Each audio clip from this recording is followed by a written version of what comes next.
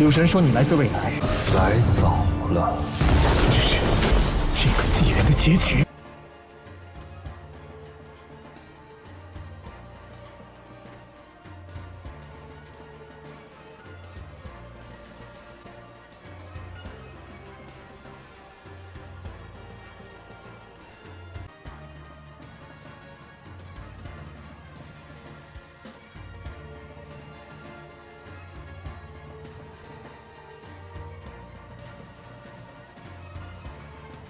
在完美世界216集的剧情中，青衣到来，10号再遇叶凡，两人对话引来雷劫毁灭天地。随着10号等人来到禁区地城，在这里大战宁川等人，帮助太阴玉兔得到麒麟幼兽。随后10号等人再次回到地城前，但是这一次他们依旧进不去，只能回归坊世间。而就在此时，10号再次见到了青衣。在热闹的城池中，10号意外与青衣重逢，脸上瞬间露出笑容。青衣虽是刺身，却因清月宴修出一道仙气，实力高深莫测。那火焰与他深度融合，令人难以估量。10号与青衣在仙谷一地曾有过亲密关系，此后青衣因尴尬和羞愤，一直有意躲着10号。这次重逢，10号满心欢喜，青衣却不知该如何面对。一名域外少女的话，让青衣和月禅引起众人关注。月禅与青衣是主次生关系，看到青衣，月禅内心十分纠结，渴望与次生合一，却深知在10号等人面前难以实现。10号毫不避讳旁人眼光，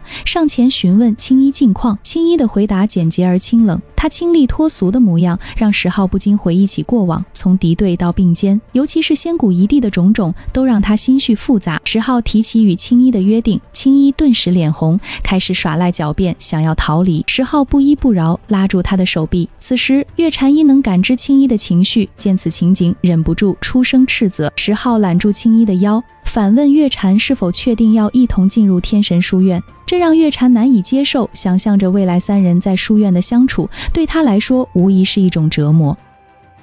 这场重逢让3人之间的关系变得愈发微妙复杂。此刻月禅的内心充满不安，他清楚地意识到，如果青衣、10号和自己一同进入天神书院，将会陷入难以承受的境地。10号的厚脸皮让他难以招架。此刻10号大胆询问青衣是不是有了他的孩子，更是让月禅几近崩溃。青衣赶忙出声制止，而青衣与他的亲密关系更是让他如坐针毡。他深知主次生共享意识的特性，若真如10号所说的那样，他将被迫承受难以想象的痛苦。10号对青衣的询问毫不避讳，直接触及那段尘封的往事。青衣虽未正面回应，但月禅的情绪已濒临崩溃。他无法想象3人共处一室时会发生什么，更无法承受那种精神上的折磨。青衣终于开口斥责，试图制止10号的追问，而10号却笑眯眯地提议私下交流，让月禅暗自松了口气。周围的气氛逐渐变得微妙，域外修士的调侃和3000州天才们的议论此起彼伏，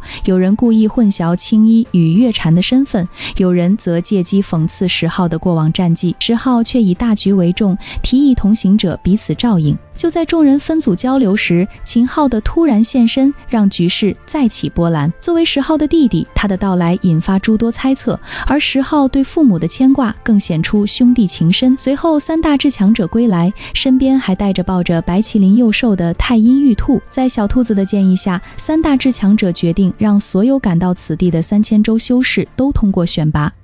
众人惊喜不已，即将开启离开3000道州的远行。众人情绪复杂，有人为即将踏上未知旅程而兴奋，也有人因告别故土而黯然神伤。当祭坛启动时，所有人被缩小至微型世界，穿越星辰之城的巍峨城门，进入一片死寂的平原。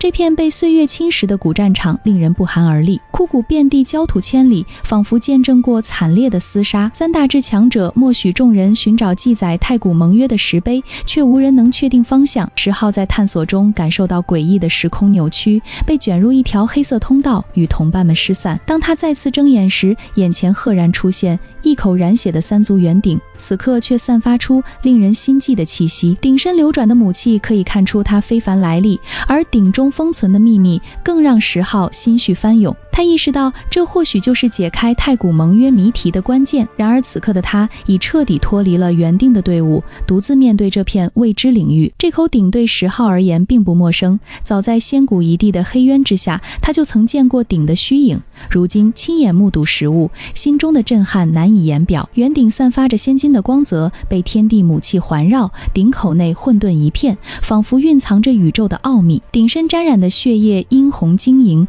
每一滴都似包含着一个独立的世界，深邃而神秘。石浩仔细观察后发现，这些血液皆是至高生灵的精血，显示出这口鼎不凡的来历。鼎身刻满了星辰、闪电、神禽猛兽等图案，其中许多生灵连见多识广的石浩都未曾见过，更增添了鼎的神秘色彩。当石浩试图靠近时，鼎的轻微颤动竟引发了天地异变，让他感受到了毁天灭地的力量。短暂的悸动后，鼎又恢复平静。石浩强压下心中的震撼，向鼎发问。鼎中传出一道带着万古沧桑的神念，只说了“我来早了”几个字，便陷入沉默。随着石浩不断追问，天地间突然降下恐怖的雷劫，其威力远超仙人渡劫，而圆鼎则展现出强大的力量，将雷霆尽数吸收，还抹除了虚空裂缝，仿佛在斩断因果。更令人震惊的是，鼎中传来的声音表示它不属于过去，不属于现在。石浩推测它来自未来，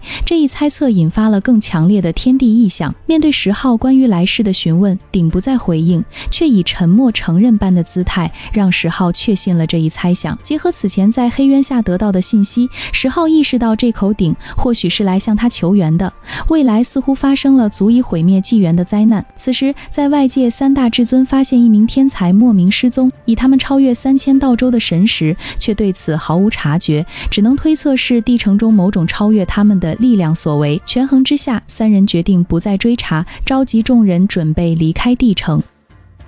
而石浩仍留在那片灰暗的世界，与鼎继续交流。尽管交流过程险象环生，他却愈发坚定。当石浩喊出必要超脱不朽，斩败古今所有敌时，鼎产生了强烈共鸣。鼎最后传出那一战，我要看到你的神念，伴随着天地间规则与雷电的疯狂涌动，似乎预示着一场关乎纪元命运的大战。而石浩正是其中关键。这口跨越时空而来的神秘古鼎，究竟还隐藏着多少秘密？石浩与神秘三族两耳圆鼎的对话，意外引发了天地间的恐怖异变。刹那间，雷电如瀑布般倾泻而下，其威力足以击穿一个大洲。若在3000州爆发，后果不堪设想。危急时刻，圆鼎主动冲向雷霆，以强大的力量斩断因果，磨灭秩序，最终将这可怕的仙道雷霆化解为光雨。但圆鼎也因此付出代价，变得暗淡无光。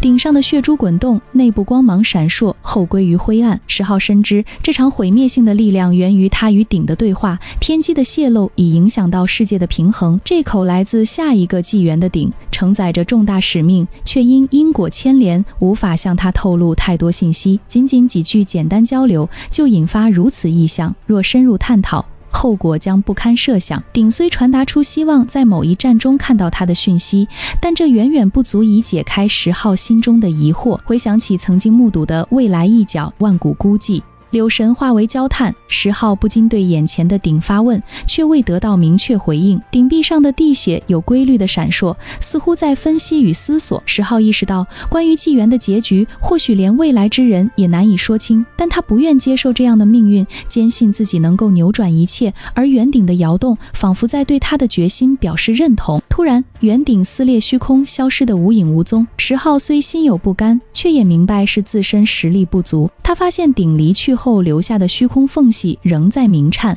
怀着对鼎的信任，他化作红芒冲了进去。穿越缝隙的瞬间，石浩的眼前景象骤变，原本死寂的古战场消失不见，取而代之的是一片充满生机的净土，花香鸟语，青山绿水，瑞光点点。然而这份祥和中却暗藏玄机，一只看似普通的小鸟突然发动攻击，其力量和坚硬的躯体远超想象。石浩定睛一看，震惊地发现这竟是早已绝迹的死亡龙嘴鸟。一种仅存在于古书记载中，在上一纪元强大无比的魔禽。更诡异的是，这只鸟的眼睛呈赤红色，与记载中的绿色不同，散发着诡异可怖的光芒。石浩心中警铃大作，联想到仙古纪元入侵者的模样，不禁猜测自己是否来到了敌人的领地。在镇压这只鸟的过程中，更离奇的事情发生了。鸟被镇压后迅速腐烂，化作尘埃，仿佛经历了万古岁月。石浩进一步探索发现，这片区域的所有凶禽猛兽眼睛皆为赤红色，且受伤即化为尘埃。带着满心的疑惑与震惊，石浩决定深入探索这片神秘区域。他迫切地想要揭开真相，弄清楚敌人究竟是什么样子，又有着怎样的来历。